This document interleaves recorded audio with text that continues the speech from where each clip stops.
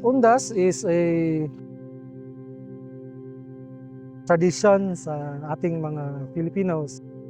So it's our very filial tayo mga Filipino. So we hold the memories of our dearly departed very dear.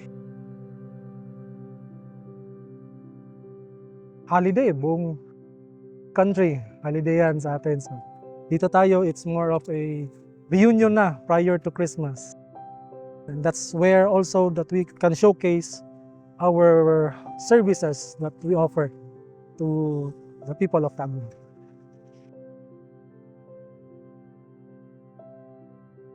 I am F. John Raymond S. Tauho.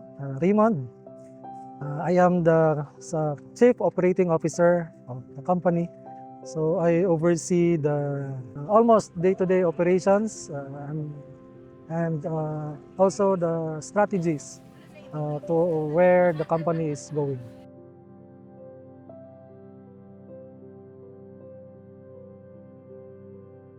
For so many years, ito kasi yung nagiging way of bonding namin ng family ko. Ito yung pinaka-the best time na nagkikita-kita kami ulit ng mga pinsan ko, ng mga relatives ko anywhere. Kasi ito lang yata yung patay yung nakapabaan sa amin. Yung kailangan naming uwian. Yung parang for us is non-negotiable.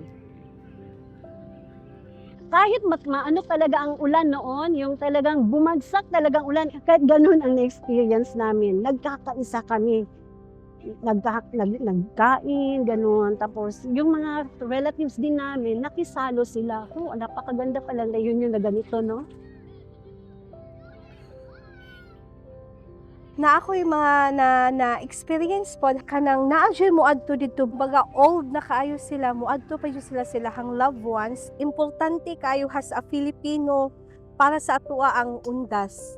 During undas, mainly ang amuang preparation jud sa area. Like we have to make sure na ready gid ang area during the undas. Kay expected na mo daghan ang mga tao manganhe. So we have to be prepared katong mga sa facilities namo. Syempre ang cleanliness is very important. We have coordinated with the TMU or PNPs. Kung naa may mga problema, then ma-address din namo kay naa man gud sila. So once na makita na ko na successful among celebration, successful ang preparation kanang maka-proud sa sarili. Why I choose JRMPI? Kasi aside from isa siya sa pinaka-oldest memorial lot dito sa Tagum City, yung accessibility niya, aside from talagang maganda siya for a resting place, maganda talaga siya for investment at the same time. Madali lang puntahan. Magsakay lang ako ng tricycle, by just walking alone, pupunta na ako ng palengke. And also, it is guarded by security guard from early in the morning until night. Safety. Among the memorial park here in Tagum, glorious talaga ang the best. Pag dito, parang we get to celebrate together because we build a community, a family. The unified message or the common message na yun nga, it's a family thing.